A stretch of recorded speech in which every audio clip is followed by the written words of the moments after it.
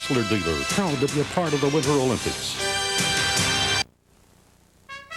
This is KIMA News at 6 with T.J. Close, Margie Lynch, Alan Sillant Sports, and Stu Seibel Weather.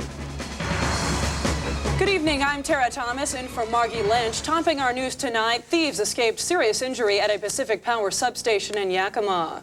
But they left a dangerous situation for power technicians to repair. KIMA's Craig Galbraith has the story. Not to notice it, and you'd end up laying there yourself. Chuck Sear was doing his normal inspection at the Voelker Substation yesterday when he discovered a serious problem.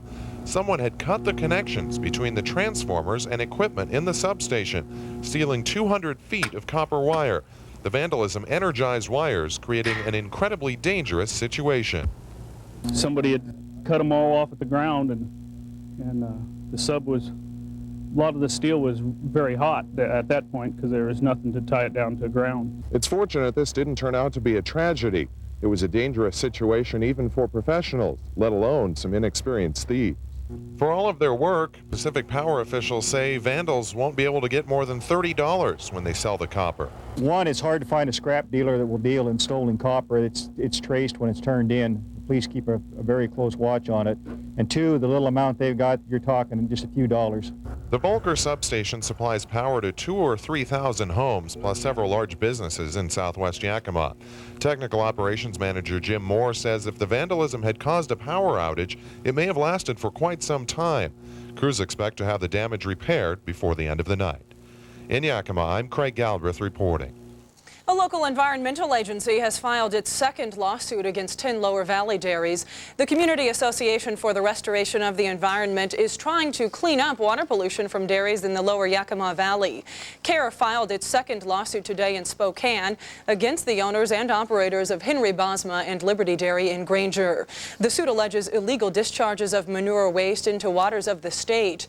CARE's first lawsuit was filed against Sid Koopsman Dairy 2 weeks ago. Statewide, dairy farmers and environmentalists are nearing an agreement to prevent manure runoff from polluting streams. A Rochester senator wants the Ecology Department to inspect the state's 800 dairies. The Washington Dairy Federation says it could help keep farmers out of court, but CARE says they don't like the plan, saying it's just not tough enough. Also tonight is being called one of the most important days for the Washington Beekeepers Association in several years. Monday, local beekeepers will join their peers around the state at the state capitol in Olympia. At issue is a bill that would force them to collect pollination fees from orchard growers. It's been an option since 1994 when an advisory group recommended that beekeepers collect the fees to fund their group. But one local beekeeper we talked to says it's a matter of too much governmental regulation, and he hopes to eliminate the program because it would drive costs up even higher. In the last 20 years, 50% of the beekeepers in the country have got out of the business. So our numbers are declining because of the economical cost of keeping bees. Everything else is going up, but our actual pollination fees are rising at a far slower rate. And if you can't make money in the business, you get out of the business.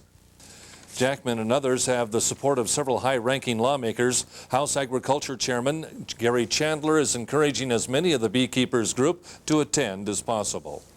Plus, a watershed bill introduced in the legislature may bring more money to Eastern Washington for local water projects. The bill was written by House Agriculture Chairman Gary Chandler. Regional Ecology Director Polly Zim says the bill wants to bring water decisions into the hands of those who were closest to them. The Yakima River Basin Watershed Council and other local groups could receive additional funding for projects throughout the area. She says we're all affected by water issues. How is water going to be managed in the future? Is there going to be enough water for cities to continue to grow? Is there going to be enough water for businesses? Is there going to be enough water for irrigated agriculture? And there's not a good framework to make decisions and continue to make progress as the resource keeps getting scarcer. She says the bill provides a legal framework for all water interests. It acknowledges a connection between water quantity, quality, and habitats and how they affect each other. Well, if you believe the quality of your U.S. West telephone service is bad, Be prepared to pay more for your headaches.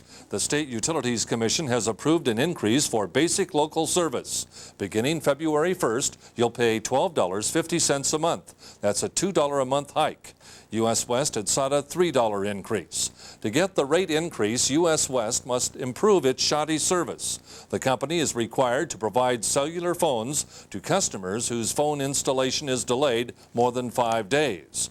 U.S. West also is ordered to give customers a $50 credit if it fails to meet a service appointment. And while raising residential rates, the Utilities Commission lowered the fees charged business customers.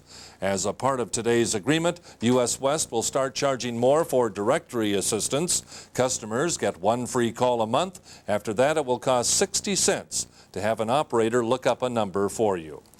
Many people we talked to today had nothing positive to say about the rate increase. $250 a month, but a lot of the lower income families can't afford it.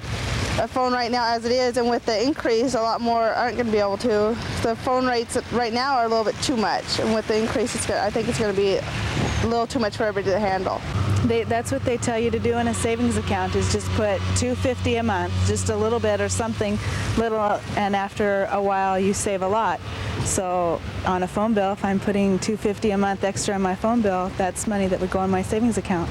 I don't think it's necessary. I think it's totally unnecessary for the service we get. Although they're efficient, but not like they could be for the cost.